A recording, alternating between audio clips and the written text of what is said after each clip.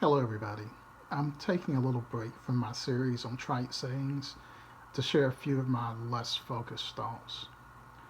There's a lot going on in the world right now, and a lot of people are reacting out of fear first. And I've noticed that the more the average person tends to act out of fear, the less they have concern for other people. And with that in mind, I'd like to talk about my thoughts on altruism and empathy. Now, I know I usually say that my views are mostly utilitarian because I really want to find a way to focus on the needs of the largest number of people instead of on just a few. And I know the concept of doing something for the greater good is a concern for a lot of people because there's no real clear definition of what the greater good is, at least not one that everybody can agree on. Especially being in a capitalist society uh, where the focus is mostly on the achievements of the individual versus the needs of the masses, there's a real fear that people have of having to lose something so that others can gain something.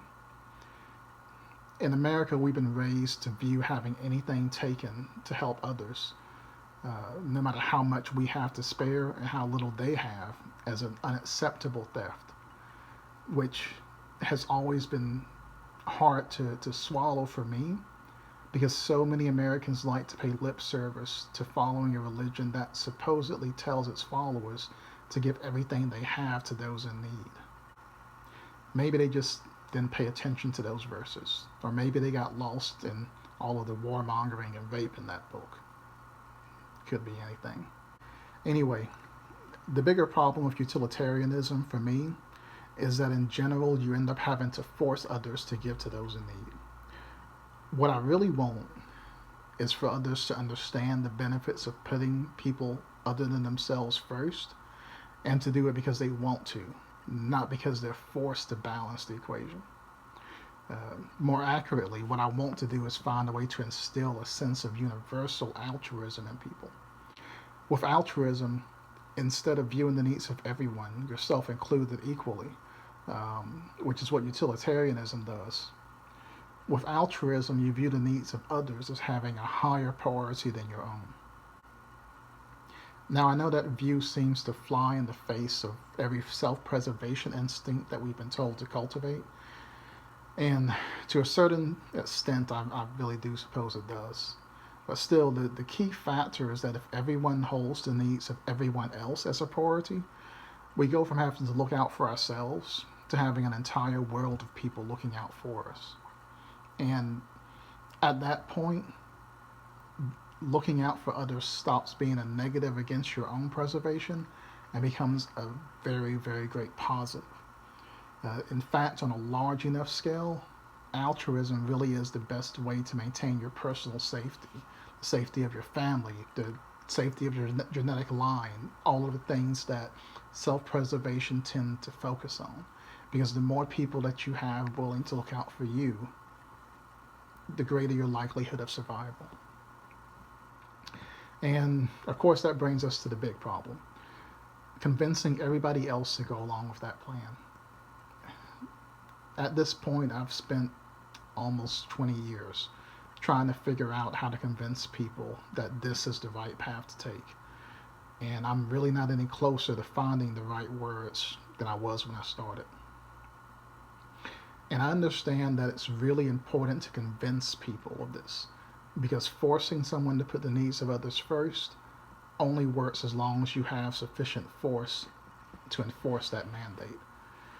And that means that if you lack the power from the beginning, you can only influence those with less power than you.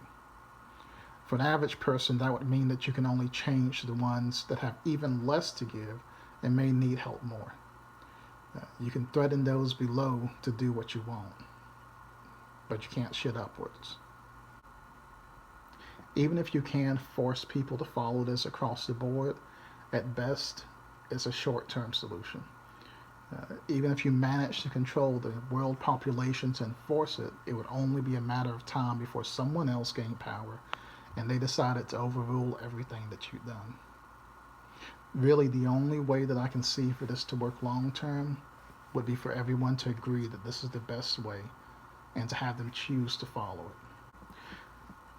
So since I don't have something like the Arc of Truth from Stargate or an anti-life equation, I tend to fall back on the only other option that I can think of, which is leading by example. Now, I'm obviously not very good at most social areas, but what I can do is give without question. If someone asks for help and I'm able to assist, I do it.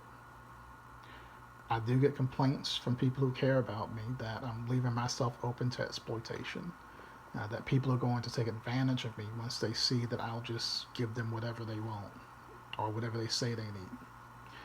And statistically speaking, it's almost certainly happened. Uh, there are those who come to me for assistance, especially financially, who may not need it or where the need isn't as great as what they convey to me. But I really can't stop and ask questions of the situation, at least not if I'm the only person who will be impacted by me assisting them. The only time that I can really justify stopping and asking questions and thinking things through is if more than one person needs something from me. And then it becomes a balancing act on which need is greater based on what information I do have. It's not a perfect system, but it's the best that I can do. I've seen firsthand what people do to survive or to care for the people they love when they don't have a support system or someone willing to help them. And I'd rather starve than put people through that if there's something I can do to help. And I think that's the empathy side of things pushing in. And that's what's really going to make or break things for us when it comes to living altruistically. It's difficult to really define what empathy is in each person, but for me, it's more in line with being able to view the needs and wants of another person and accept the feelings, physical and emotional, that tie into their actions and reactions. I'm sure you've heard the saying about putting yourself in someone else's shoes, and I do that. I feel their shoes pinching their feet. I feel the rocks they step on. I feel their ingrown nails and bunions. I can conceptualize the pain that someone else feels by watching or listening to their situation to the point that I can experience it. From my very limited understanding, it has something to do with how our brains process what happens to other humans in a sympathetic fashion. Since every sensation and emotion that we feel is processed through our brains, it's not really a far stretch to accept that your brain can identify the impulses that would be created in a given situation and recreate them for you. Even if we haven't directly experienced them ourselves, our brain knows how it would process those impulses and those sensations to send to you. At least that's the best that I can figure out as to how it works for me. So far, almost no one I've talked to seems to have this issue to the same degree, or at least not as completely. And I wish I could say that that's a benefit to me, but I'm not really sure that's true. It definitely does help me understand some of the aspects of other people, but I usually can't articulate what I learn in any useful way. And I really think that's why I tend to be more comfortable communicating things physically than verbally. Whether it's a hug or patting someone on the head or squeezing a hand, for me those things go so much further in trying to communicate how I feel or how I think than words do when I'm trying to cater those to a dozen different audiences. So in the meantime, I do my best to try and keep people from having to deal with painful situations, both emotionally and physically. And while most people would say that what I do fits the definition of altruism and that I put the needs of others ahead of my own, I can't personally view it that same way. For me, it doesn't feel honest to me to view it that way. When I examine the entire process, it feels more like an exercise in selfishness to me. And it's because when I walk through the lives and the situations of dozens of other people, their pain starts to hurt as strongly as my own would. And it tends to be even worse because there's so many of them, as opposed to if I was just dealing with the pain of the single me. I used to joke around that it feels like I have a holodeck in my brain because I can run full sensory scenarios through it. And honestly, at this point, I think that whatever defect in my brain is there that's caused me to have to deal with hallucinations and fight through those for most of my life is what works to let me be able to feel things myself when I'm working to understand what others go through. And I suppose that you would consider that some form of sympathy pains, just to more of an extreme level than should be useful. But dealing with my own personal pain, even though it's not easy, it's always been much easier for me than dealing with others' pain.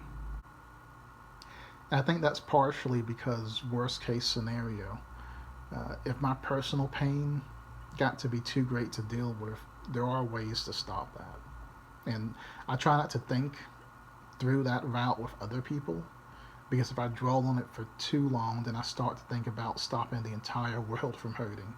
And that can easily go down a very dark and very dangerous path. I mean, when I see news reports of parents who kill their children because they're convinced that they're saving them from some unavoidable horror, I can understand the feeling that would lead them to that decision. I don't personally like knowing what that feels like, and I don't necessarily like being able to empathize with them. But it's a part of myself that I can't ignore. I've accepted that ignoring that means not doing what's necessary to keep that feeling in check. And accepting and keeping watch of that keeps you prepared to do whatever's necessary to keep you from acting on it. So in the long run, if you're willing to die to keep others from hurting, because it hurts you, that really is an impact to your personal survival. Maybe it's a brain mutation that never propagates because everyone that has it dies trying to help those around them. I mean, the single biggest reason that I don't want children is because I could never figure out how to keep them from suffering in this world. And I know that I wouldn't be able to fully protect them. Not all the time and not always. And then I'm also afraid that they may grow up caring about everyone else like I do and spend their lives suffering and being taken advantage of by others. It's just not fair to bring somebody into this world under those conditions. Not to me. I don't know. I mean, maybe I really am right about it being a brain mutation thing. I mean, I've accepted that I'm going to die early, and I don't plan on passing on any brain quirks I have to another generation.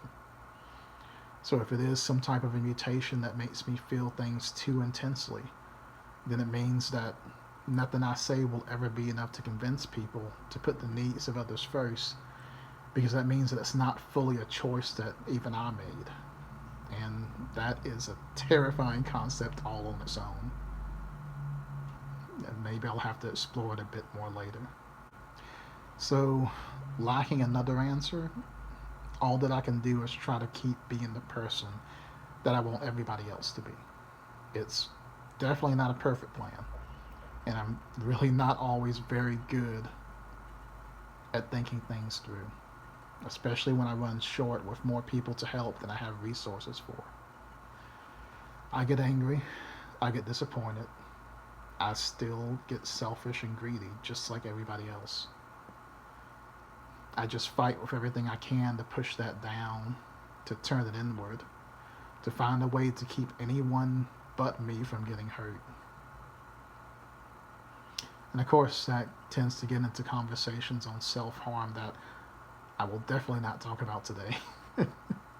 Maybe another time. I don't have all the answers, but this is all that I can do. And I know it's more than a little crazy, but all the best people are crazy. But take that as you will. These are just a few more thoughts from an insane bookworm. Be good to each other and be safe.